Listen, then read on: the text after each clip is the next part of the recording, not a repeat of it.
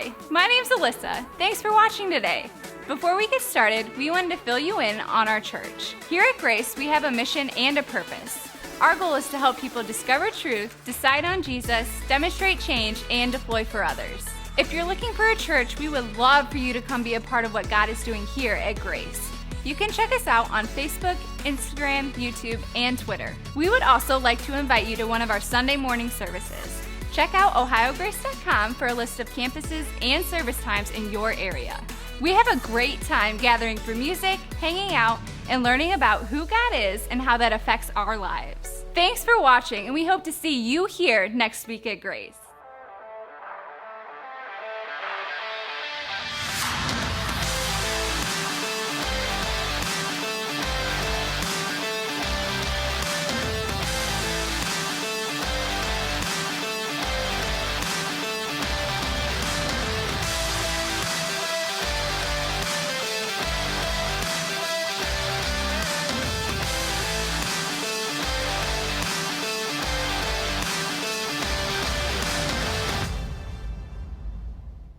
What's up, church? Glad to be here with you this morning.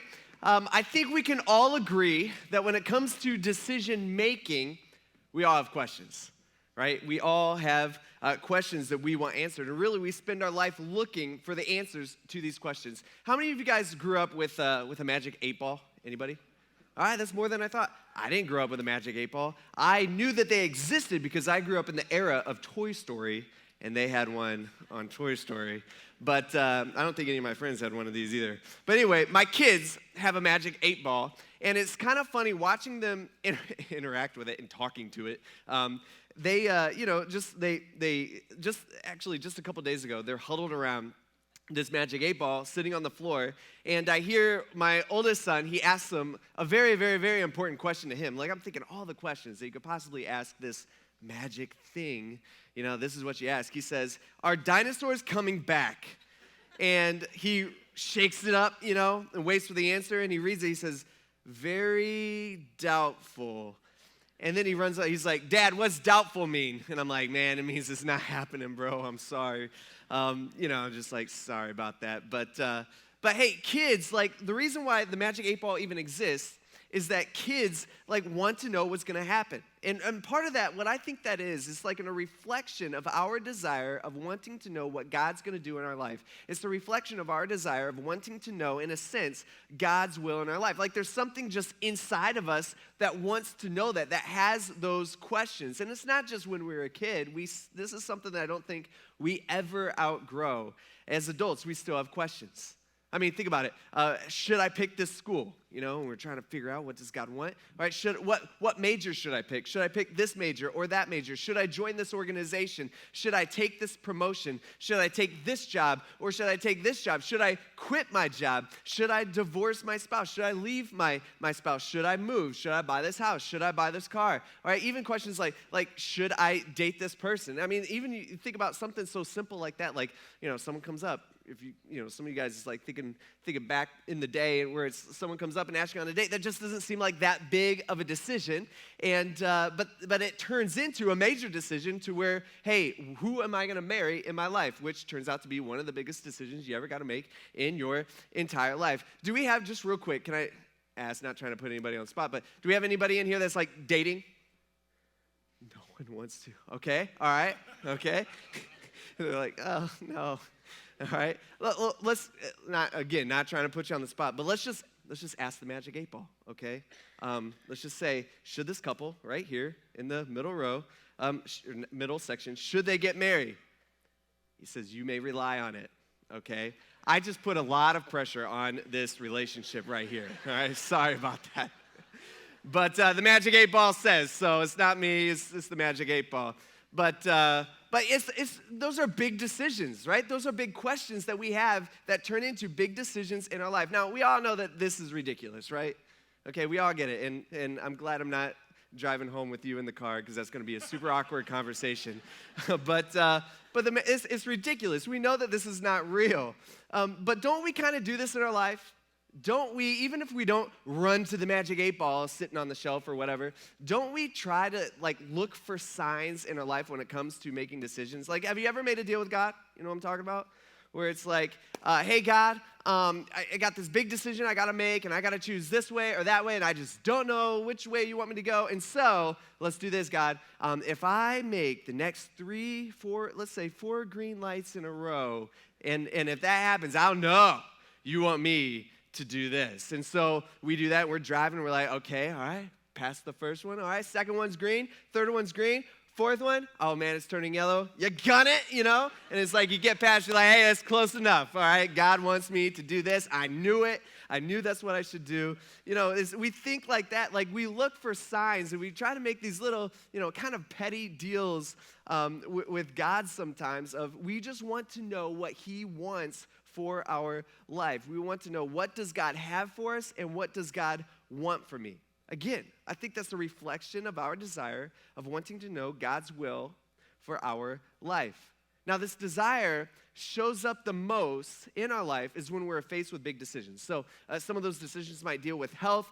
Maybe it's a financial or relational or personal or academic or professional decision that we got going on. I mean, these are big deal decisions, and a lot of times they are so difficult. And if you're like me, you worry about it.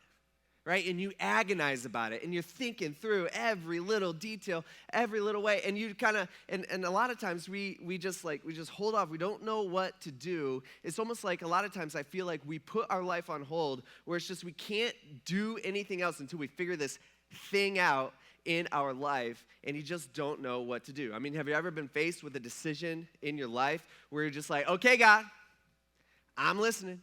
Just tell me what to do. You just say the word, and I'll go that way. I don't, even if that's not my desire, I'll do whatever you want. And you're just like, just tell me, okay? If you just tell me, we're good. But it just doesn't feel like God's giving you a clear answer. That ever happened to anybody out there?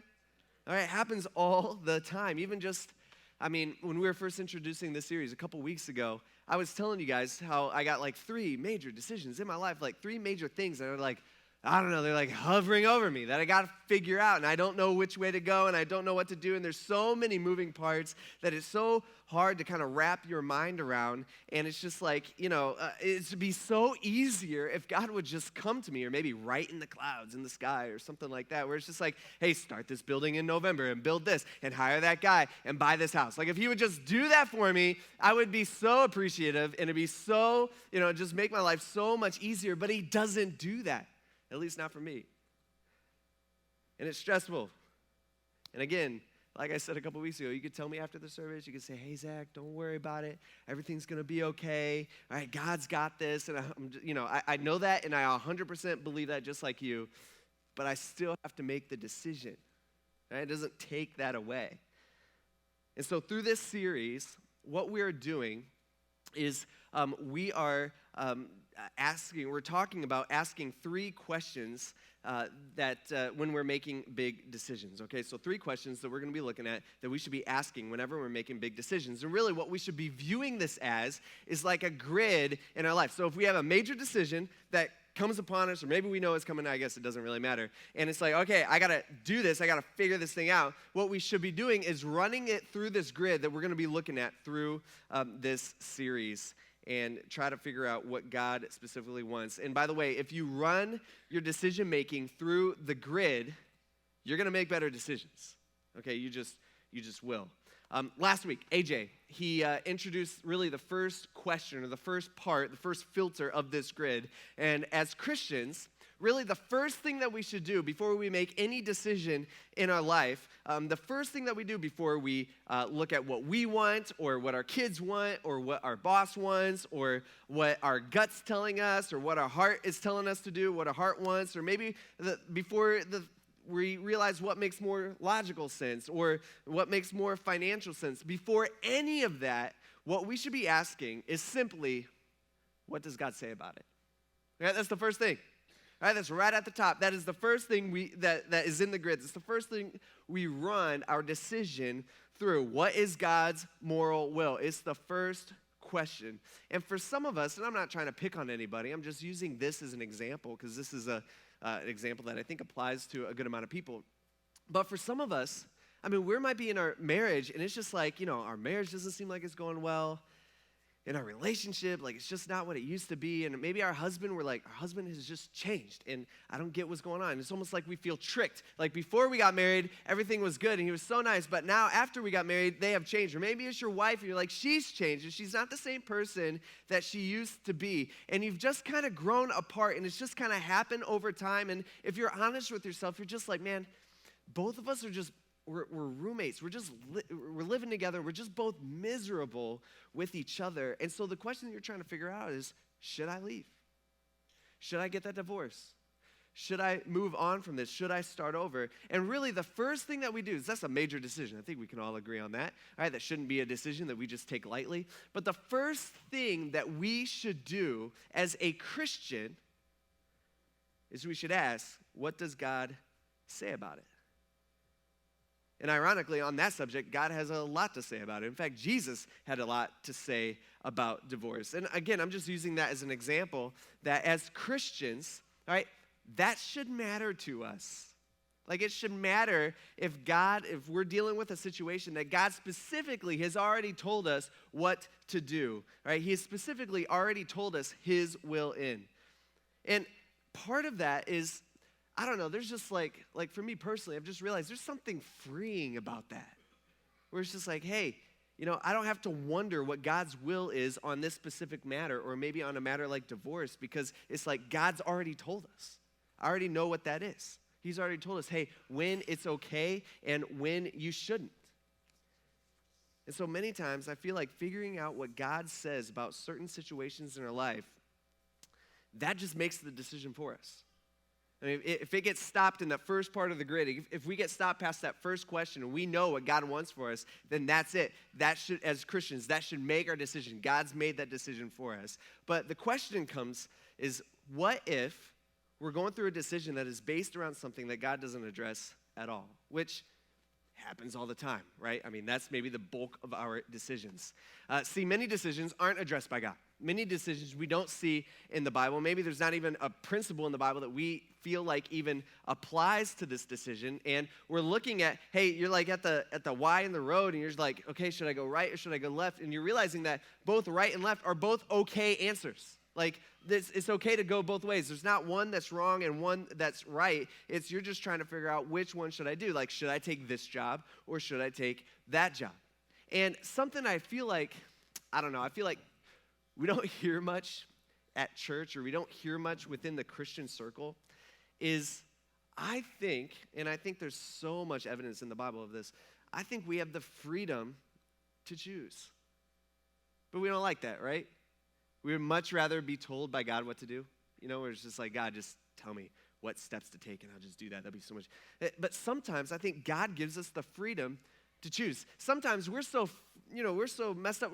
We're freaking out about all these little things and all these little details where God's, God, what do you want? Where do you want me to go here? Do you want me to go there? Do you want me to do this? Do you want me to do that? It's just all this stuff where God's just like, hey, relax.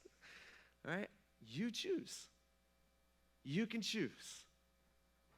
And part of kind of what we talked about a couple weeks ago, we are not going to mess up God's sovereign will.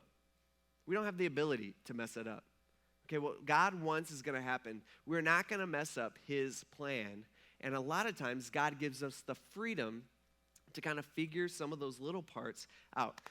Think of it this way. Sometimes my boys will come up to me and they'll say, hey, Dad, can we go outside? And of course, I'm like, yeah, go ahead and go outside. But I give them some boundaries, right? So I say, yeah, you guys can go ahead and go outside, but don't cross the sidewalk because I don't want them getting close to the road. And they say, okay, and they go run outside and do whatever they do.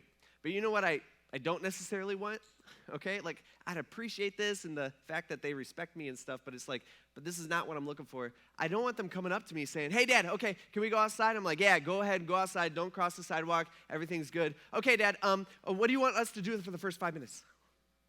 I don't want I don't care. You know what I mean? Dad, should we play in the sandbox or should we jump on the trampoline? I don't care.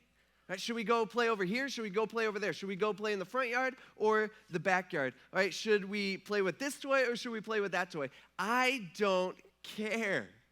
I want them, like there's part of me as a dad who enjoys watching them choose.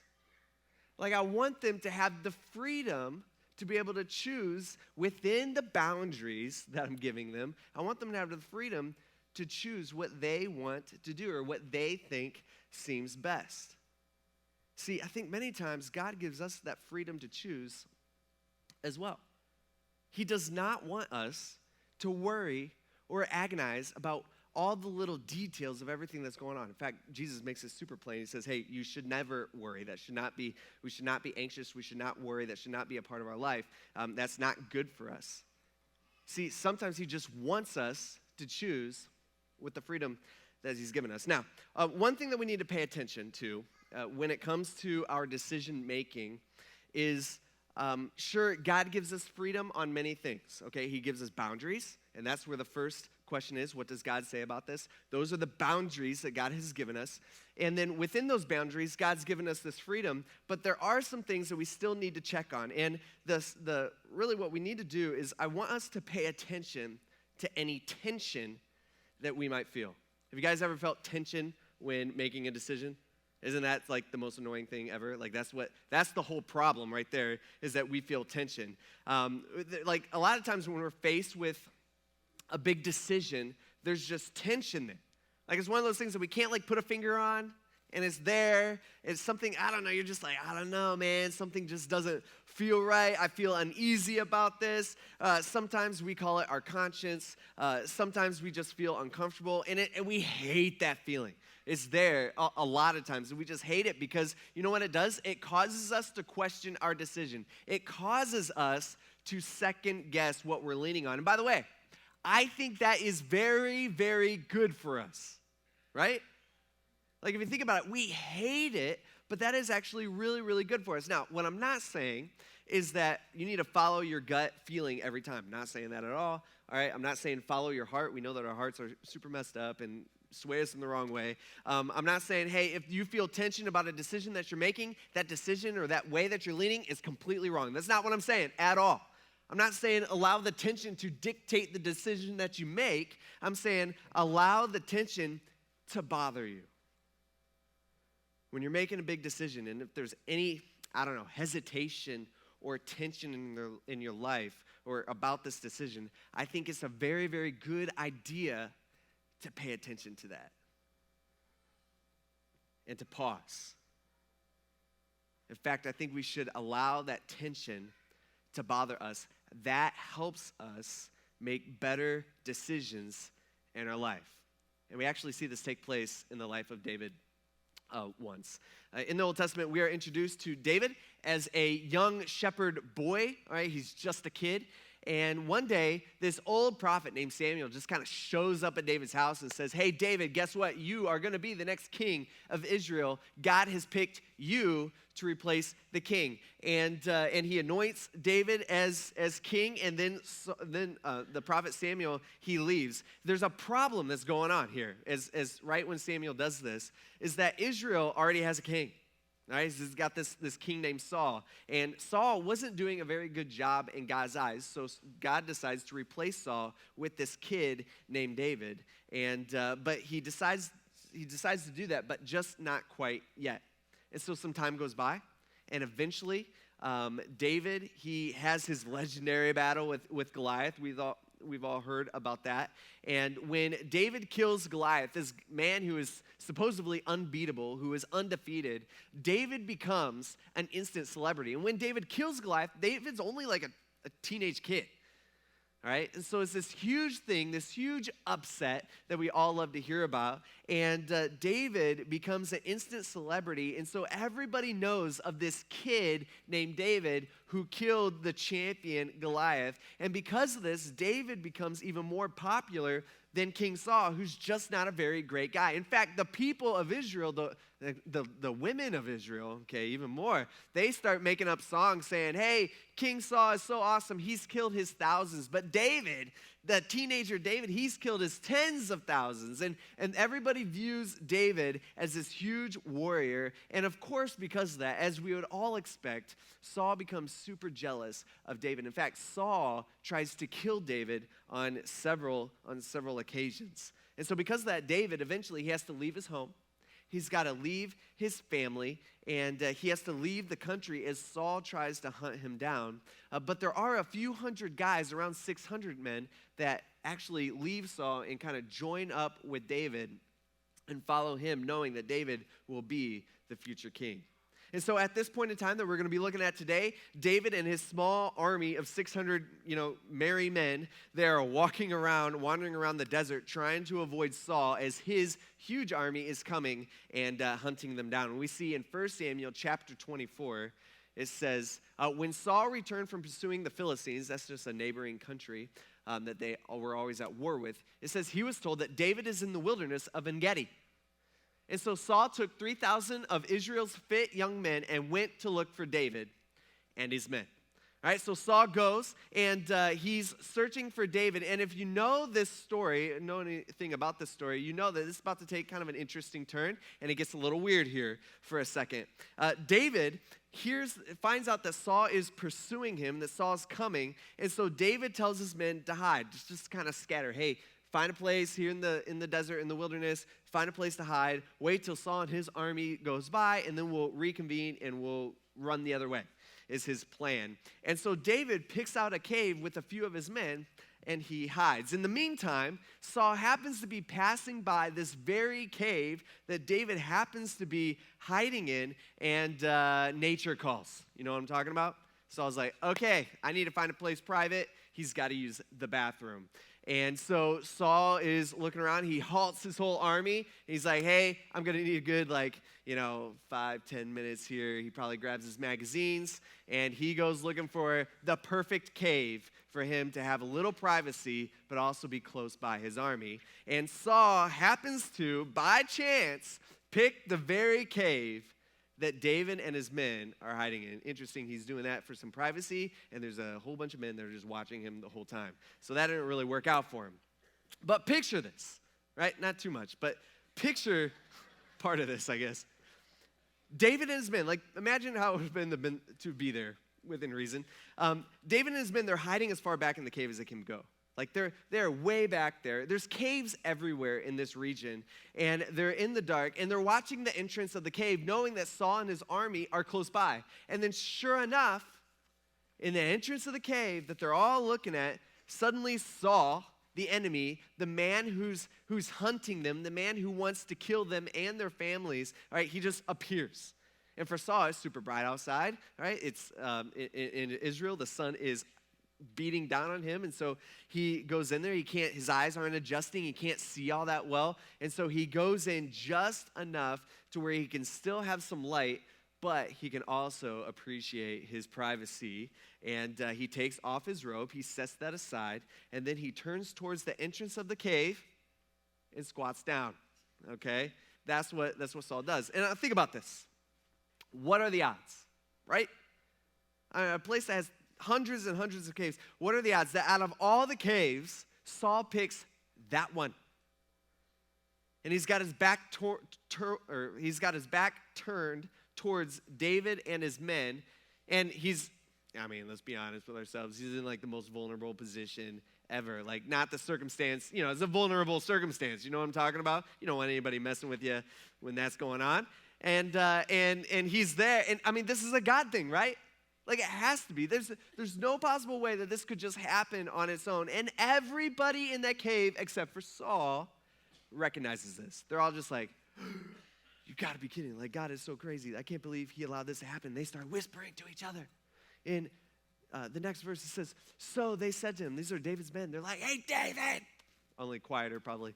David. He said, look, this is the day that the Lord told you about, when God specifically told you. Remember, David, God specifically told you. He said, I will hand your enemy over to you so you can do to him whatever you desire. Remember that, David? Remember when God told you that he was going to do this? And look, out of the blue, sure enough, what are the odds this happens? And Saul is squatting there, with his back turned to us, this is it. And so they remind David exactly what God had said to him. It reminded David exactly what God had told them was going to happen. And then they're also probably reminding David of God's promise to David that David was going to be the next king of Israel. And the only thing in David's way to fulfilling God's promise to him is squatting down with his back turned towards them, in a vulnerable state. Everybody around, they know this. Everybody around recognizes this. Like, this time, like, let's kill Saul. Let's all go home. We've been waiting for this. Like, nobody else has to die. There doesn't have to be a huge battle where a bunch of us are going to die and a bunch of Saul's men are going to die. Only one man has to go. Besides David, Saul is trying to kill you, and Saul is trying to kill your family. And so this is really protecting yourself and protecting your family. And this is like a kind of a battle situation, although not exactly how you would expect it to go with the situation that's going on right now. But they're like, Saul is actively trying to hunt us down with his army. And everybody, they're all talking about this. Everybody's amazed at what God has done. And even David recognizes this. And so David creeps forward. But one thing I just want to point out is that David doesn't actually know what the outcome will be if he kills Saul. He doesn't know. He thinks he does. Right? The men, they think they do. I mean, for them, it's super simple. Kill the king, right? Become the king. Like, that's it. That's all it is. Kill the king, become the king. But they don't know for sure how this is all going to play out. Just like, by the way, we don't know the outcome of our decisions before we make our decisions. I mean, we may think we do. We may think we got a pretty good idea, but we don't know for sure. In fact, I think we can all agree that most of our bad decisions, when we look back on those bad decisions, most of our bad decisions are because we wrongly predicted the outcome of them, right? I mean, isn't that what happens? We thought the decision we made would bring about one set of circumstances, but it actually brought about another set of circumstances. Maybe it's a set of circumstances that we didn't even think about. Like, they didn't even cross our mind that could happen. And so David, as he's moving forward, he feels the tension. And it starts bothering him. It's the same tension that many of us feel when we're making a big decision. We don't really know what to do, and we think we're doing it right, but we're not 100% sure. We're just kind of like, I don't know, like, sure seems like God wants me to do this, but something just doesn't feel right inside. And David's asking himself, he's saying, hey, should I do this? Should I kill Saul? Should we finally go home? Should I protect my family in this way? It really seems like a no-brainer decision, and all of his men are just like, yeah, of course, this is what we do.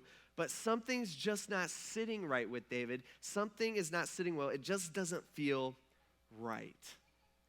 And as David gets closer, the tension increases. And somewhere between the back of the cave and King Saul, squatting King Saul, he starts to think about what he's doing, and it starts bothering him. And what we find out from the Bible is that David, he tells us exactly what he was thinking.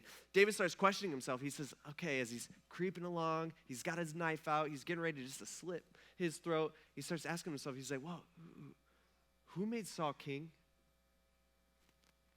Well, God did. He starts asking, well, then who am I to undo what God has done? And so David gets close to Saul. He gets right up to Saul, and he takes out his knife, and then he does something that many of us don't have the self-control to do. He changed course.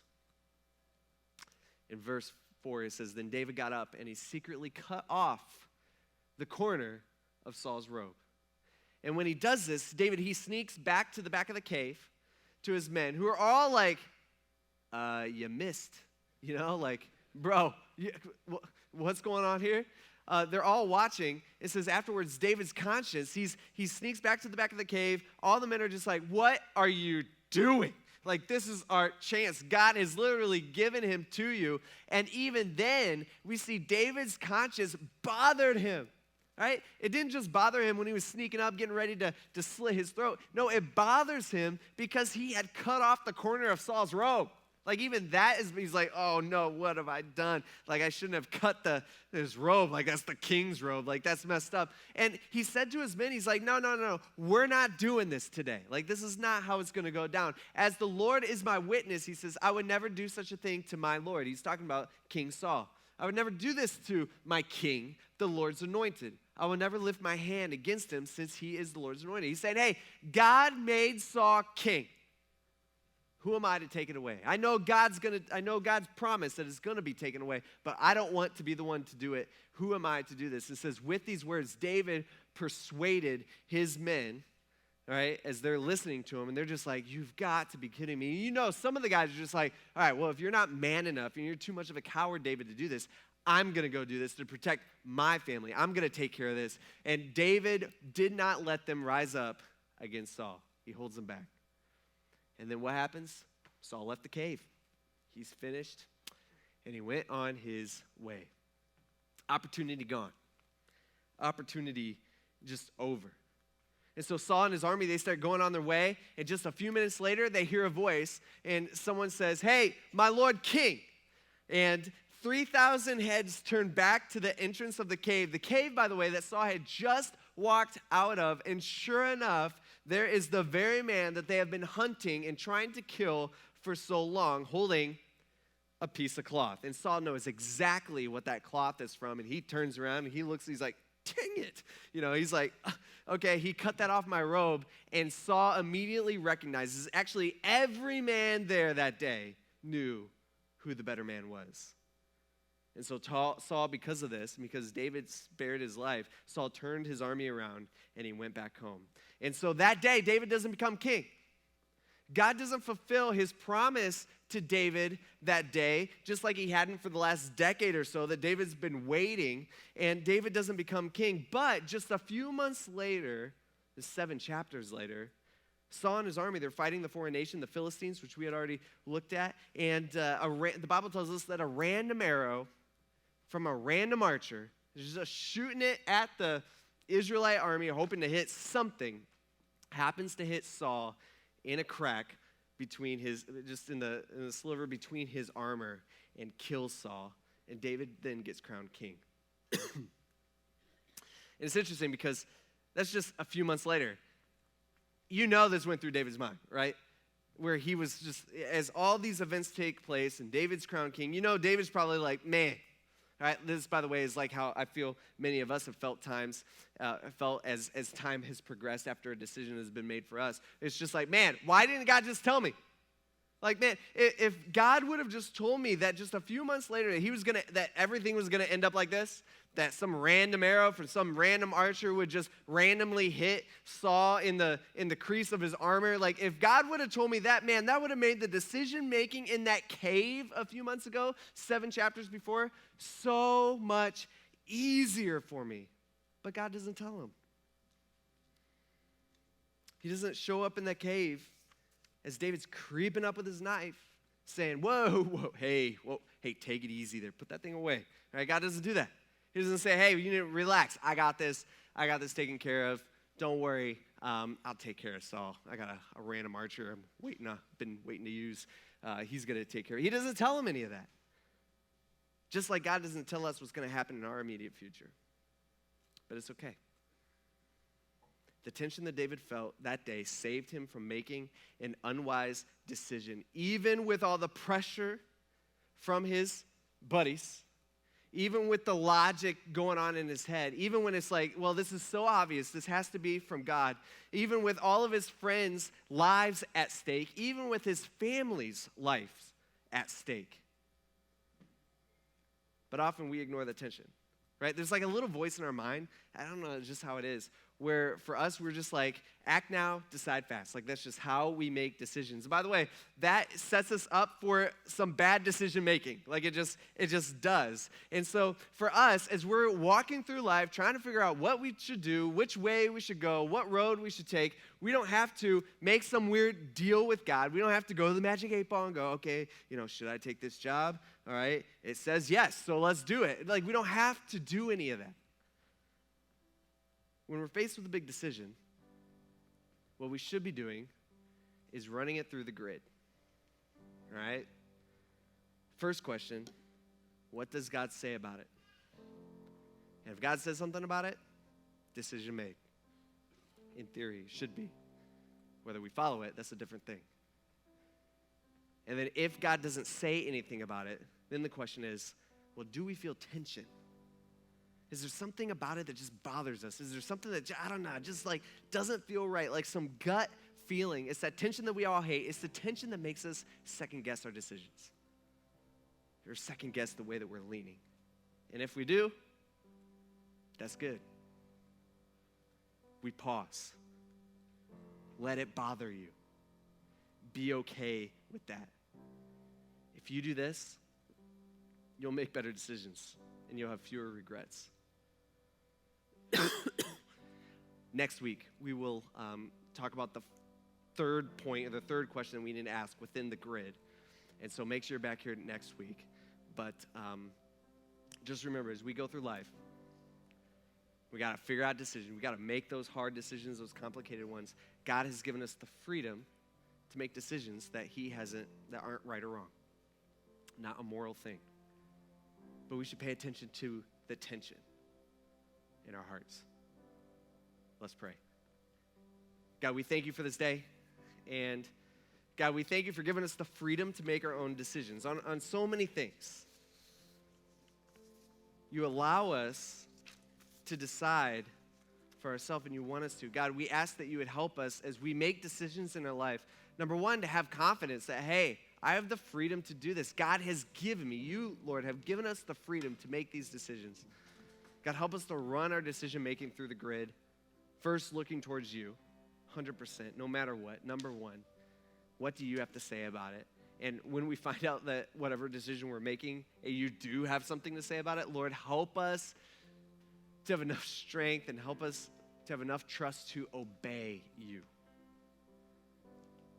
And Lord, when it gets past that, help us to pay attention to the tension that maybe you've given us. Maybe that's just us. We don't necessarily know all the time. But Lord, help us just to pause. Take a second. Let it bother us. Help us to make better decisions as Christians, Lord, as your people. In Jesus' name, amen. Thanks for watching, and we hope to see you here next week at Grace.